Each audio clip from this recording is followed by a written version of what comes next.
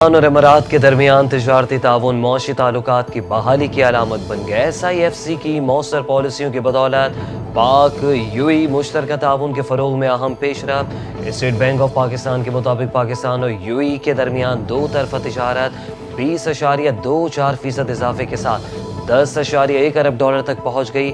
حال ہی میں پاک UAE مشترکہ وزارتی کمیشن کے 12ویں اجلاس کا انعقاد کیا گیا۔ اس موقع پر دو طرفہ تجارت، سرمایہ کاری، غذائی تحفظ، ہوا بازی، IT اور توانائی پر تبادلہ خیال ہوا۔ تجزیہ کاروں کا کہنا ہے کہ دو طرفہ تجارت اور صنعتی شراکت داری سے پاکستان کا درآمدی بل کم اور روزگار میں اضافہ ممکن ہے۔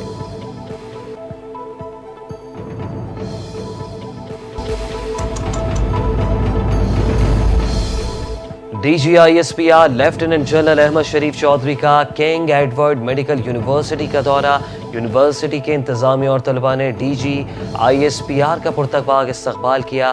لیفٹیننٹ جنرل احمد شریف چودھری نے آپریشن بنیان مرصوص میں پاک افواج کی حکمت عملی پر روشنی ڈالی۔ DGISPR نے کہا کہ مارکہ حق میں عوام کی حمایت، بالخصوص نوجوانوں کا کردار اہم رہا۔ کشمیر پاکستان کی شہرگ ہے اور ہمیشہ رہے گا۔ مٹھی بھر دہشت گرد بلوچستان اور پاکستان کی ترقی اور خوشحالی کا راستہ نہیں روک سکتے۔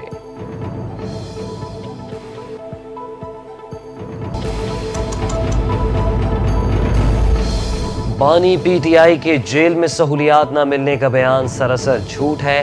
وزیر اطلاعات پنجاب عظمت بخاری نے کہا کہ بانی PTI کو B کلاس کی جو سہولیات مل رہی ہیں وہ باقی B کلاس کے قیدیوں کو میسر ہی نہیں۔ جو عید والے دن صبح 12 بجے اٹھتا ہو وہ عام دنوں میں وضو کے لیے گندا پانی فراہم کرنے کا جھوٹ کس منہ سے بول رہا ہے؟ دوسروں کے AC اتارنے والا سہولیات نہ ملنے کے جھوٹے پروپیگنڈے کر رہا ہے۔ عظمت بخاری نے مزید کہا جس جماعت کو لیڈ کرنے والا کوئی نہیں وہ جماعت احتجاجی تحریک کیا چلائے گی؟ 9 مئی کے مقدمات کے فیصلے آئین و قانون کے مطابق ہیں۔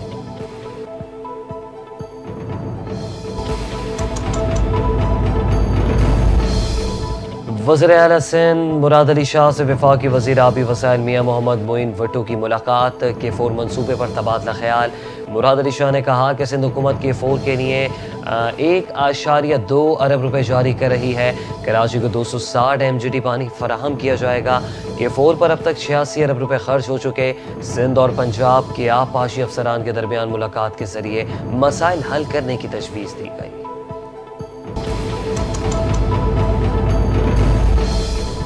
ایشین کرکٹ کونسل کا کرکٹ کے فروغ میں اہم کردار ہے۔ تقریب کے کامیاب انعقاد پر بنگلہ دیش کرکٹ بورڈ کو مبارکباد پیش کرتا ہوں۔ ایشین کرکٹ کونسل کے صدر محسن نقوی کا بنگلہ دیش کرکٹ بورڈ کی تقریب سے خطاب، کہا کہ کرکٹ کی بہتری کے لیے ہمیں ایک ٹیم کے طور پر کام کرنا ہے اور کرکٹ کی بہتری کے لیے ہمیں ٹھوس اور مؤثر فیصلے کرنا ہوں گے۔ ایسی تقریبات سے ہمیں تجربات سے فائدہ اٹھانے کا موقع ملے گا۔ فضائی حادثے پر ہماری ہمدردیاں بنگلہ دیش کی حکومت اور عوام کے ساتھ ہیں۔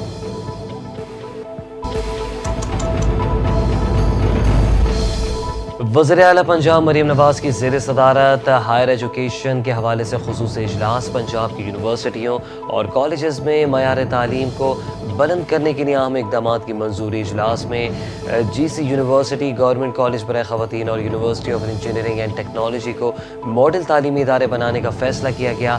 اجلاس میں برطانیہ، کوریا، قازقستان سمیت متعدد غیر ملکی یونیورسٹیوں کی پنجاب میں کیمپس بنانے کی دلچسپی پر بھی بات چیت ہوئی۔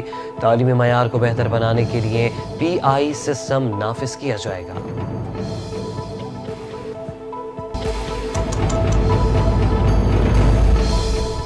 اپوزیشن جماعتوں کا خیبر پختونخوا حکومت کی APC کے بائیکاٹ کا فیصلہ۔ مسلم لیگ نون کے رہنما خیبر پختونخوا اسمبلی میں اپوزیشن لیڈر ڈاکٹر عباد اللہ خان کہتے ہیں کہ صوبائی حکومت کے فیصلے غیر سنجیدہ ہیں۔ اپوزیشن جماعتیں مل کر آگے کا لائے عمل طے کریں گی۔ عوامی مفادات پر کوئی سمجھوتہ نہیں ہوگا۔ پیپلز پارٹی کے صوبائی صدر محمد علی شاہ بادشاہ نے کہا کہ صوبے میں غیر سنجیدہ حکومت آل پارٹیز کانفرنس صرف دکھاوا ہے۔ JUI اور ANP کی بھی APC میں شرکت سے معذرت۔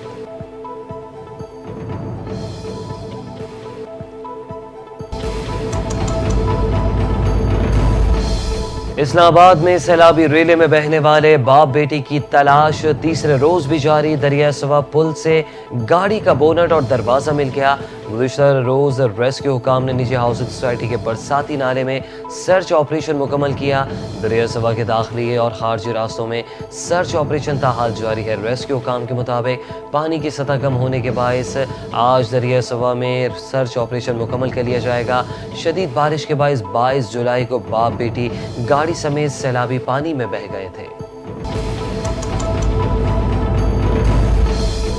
بابوسر ٹاپ پر سیلاب میں لاپتہ 3 سالہ بچے کی لاش 2 روز بعد مل گئی۔ ڈاکٹر مشال فاطمہ کے بیٹے عبدالہادی کی لاش کو بابوسر کے قریب ڈاسر کے مقام پر دیکھا۔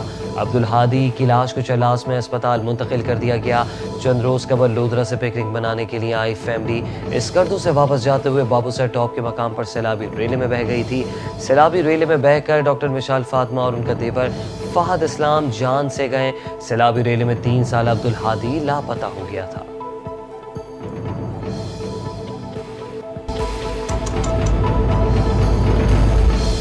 وزیر اعظم شہباز شریف کا بارش اور سیلاب سے جانی اور مالی نقصانات پر افسوس کا اظہار۔ سیلاب سے متاثرہ علاقوں میں ریسکیو آپریشنز کو مزید تیز کرنے کی ہدایت۔ لینڈ سلائیڈنگ کے باعث بند شاہراہوں پر بحالی کا کام تیز سر کرنے کی بھی ہدایت کہتے ہیں۔ جو مسافر شاہراہیں بند ہونے کی وجہ سے پھنسے ہوئے ہیں انہیں رہائش، خوراک سمیت ہر ممکن سہولیات فراہم کی جائیں۔ بارشوں اور سیلاب سے متاثرہ علاقوں میں وبائی امراض کی روک تھام کے لیے اقدامات انتہائی ضروری ہیں۔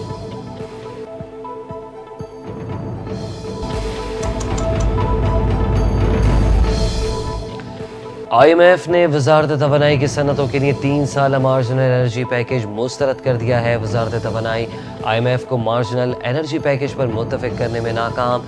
ذرائع کے مطابق آئندہ اقتصادی جائزہ مذاکرات میں نئی تجاویز کے ساتھ دوبارہ پیکیج تیار کر کے بات چیت ہوگی۔ مارجنل کاسٹ پر اے آئی، ڈیٹا مائننگ اور انڈسٹری کے لیے 3 سال کے لیے انرجی پیکیج تھا۔ آئی ایم ایف نے وزارت توانائی سے 100% ریکوری نہ ہونے کے باعث پیکیج منظور نہیں کیا۔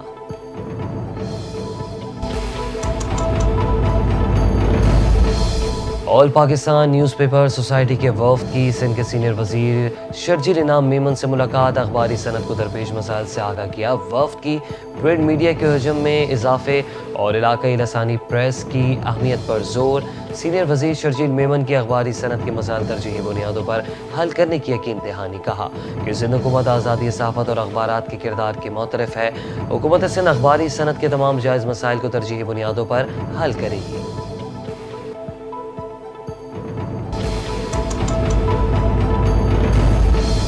اسلام آباد میں داخل ہونے والی تمام گاڑیوں پر ایم ٹیگ لگانا لازمی قرار۔ ایم ٹیگ کے بغیر کسی بھی گاڑی کو اسلام آباد میں داخلے کی اجازت نہیں ہوگی۔ چیئرمین سی ڈی اے محمد علی رنداوا کی زیر صدارت اجلاس میں بڑے فیصلے۔ ڈیجیٹل پارکنگ کا نفاذ اور پارکنگ میٹرز لگائے جائیں گے۔ چیئرمین سی ڈی اے نے کہا کہ اسلام آباد میں روزانہ آنے اور جانے والی گاڑیوں کا سروے کیا جائے گا اور رش والی جگہوں پر پارکنگ کے چارجز زیادہ ہوں گے۔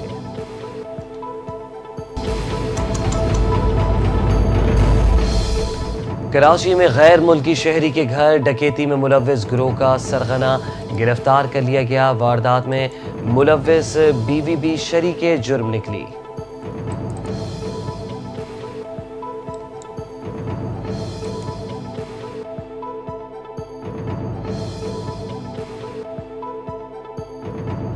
انٹیلیجنس بیسڈ کارروائی کرتے ہوئے کلفٹن تھانے کے حدود میں گھریلو ڈکیتی کی واردات میں ملوث گروہ کے سرغنہ کو گرفتار کیا۔ ایس ایس پی ملیر کے مطابق ملزم کراچی کے مختلف علاقوں میں گھروں میں چوری ڈکیتی کی وارداتوں میں ملوث رہا۔ گرفتار ملزم کی بیوی گھروں میں ملازمہ کے طور پر کام کرتی، معلومات اکٹھی کرتی، پھر ملزم کے ساتھ واردات سر انجام دیتی۔ ملزمان کلفٹن کے علاقے میں واقع غیر ملکی شہری کے گھر سے لاکھوں روپے مالیت کا کیش، زیورات اور قیمتی سامان لوٹ کر فرار ہو گئے تھے۔